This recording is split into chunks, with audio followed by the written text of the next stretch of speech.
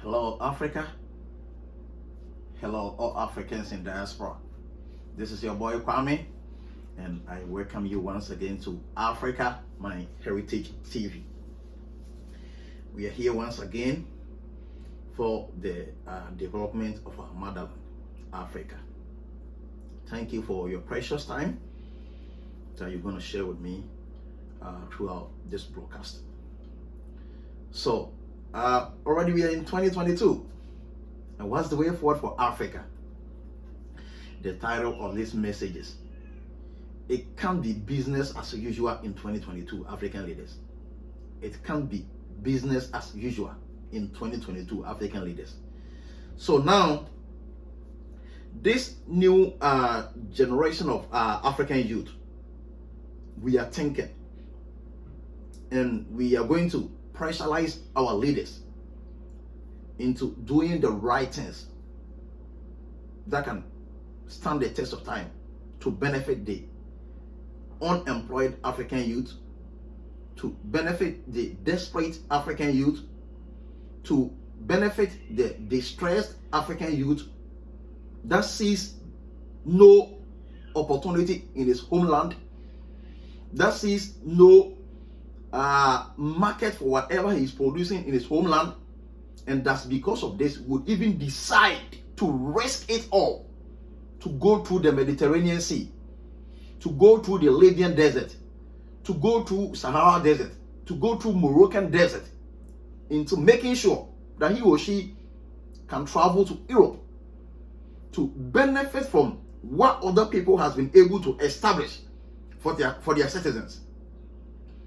Please, my African leaders, 2022 cannot be business as usual when you go to the negotiation table with China. It can't be business as usual when you go to the negotiation table with the United States. It can't be business as usual when you go to the negotiation table with Australia. It can't be business as usual when you go to the negotiation table with all the other Western countries. Why? Because we've been taken advantage of for far too long. And the time to put a stop is now or never. Where are we coming from as an Africans? We are coming from a land rich with minerals, rich with whatever a country or a nation would need to develop.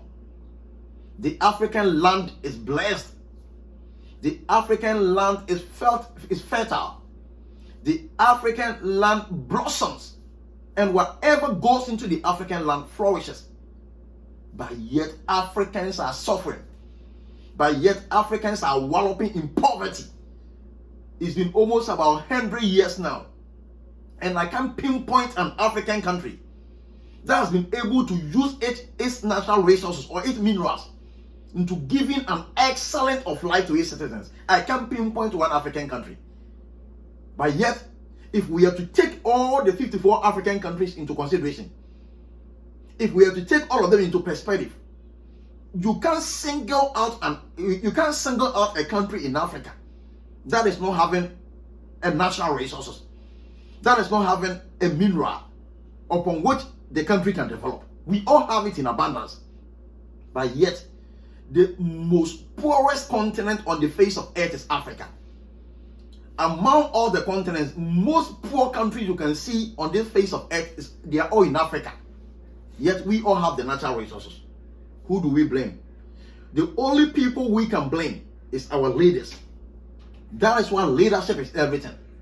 Leadership is everything. African leaders, enough of this substandard kind of leadership style that you've been giving us. Enough of it. Enough of this backward leadership. Enough of this archaic leadership. Enough of this limited sense leadership that you've been giving us for almost about 100 years now. Because the results of your poor leadership, the results of your backwardness, the results of your inadequacy, the results of your lack of wisdom and knowledge and know-how into turning the African resources into the benefit of Africans, is the results that we are all seeing today. So in going forward, we are putting this across that it can be business as usual in 2022. It is hard time that you sit down with all the foreign companies that are mining African resources. That the agreements you guys always have with them, especially, let me use my own country as an example. Africa is a bigger picture.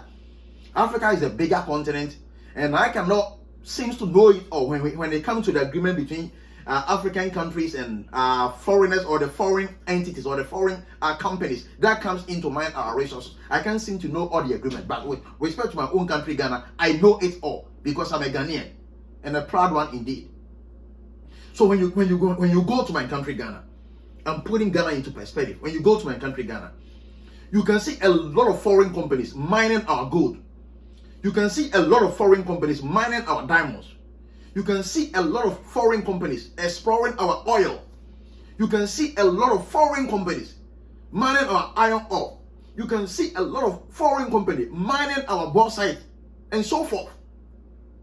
And with all these foreign companies mining our resources, the former agreement the central government is having with this company is that you will just come with all your resources, you just come with all your machinery, you will just come with all the human resource to mine our resources, and after mining our own resources, you take 90% and you give us as a country 10%. I mean, bogus. What is this? There is no sense in this thing. And the only reason African leaders use to justify this is that, after all, if we don't allow this agreement to go through, the resources that we have as a country would remain stuck in the soil, would remain stuck in the land without not being exploited, because we don't have the know-how, because we don't have the machinery, because we don't have the human resources to be able to mine or dig it ourselves. So for it to be there without any benefit, for you to be irrelevant in the soil, in the ground, why don't we permit the people that have the know-how and the machinery and the human resources to come and dig it, to come and mine it, to come and explore it, so that they can give us 10% for us to give for development and take the 90% away? This has been the only reason. This has been the only excuse. This has been the only justification upon which African leaders are just allowing our resources to flow out of the African continent. And yet we are still seeing poverty in Africa.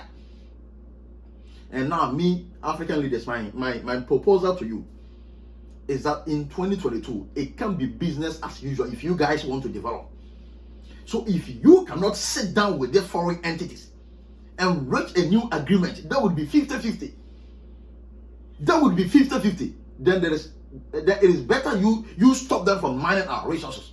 You can mind you, if you cannot provide good schools, if you cannot provide science and technology schools, that would be able to equip the African student to know how to explore oil, to know how to mine for gold, mine for diamond, mine for bauxite, mine for iron ore, mine for aluminium.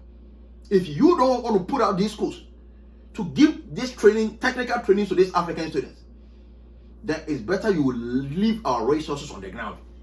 Because I believe there's a generation that is coming that is going to say no to this agreement that you are having with the foreign entities. And that no is not going to be a word of mouth. It's going to be through violence. It's going to be through barrels. It's going to be through gun. Because enough is enough with the poverty, with the distress, with the disease, with the pandemic in Africa. That's why all the natural resources that we are having.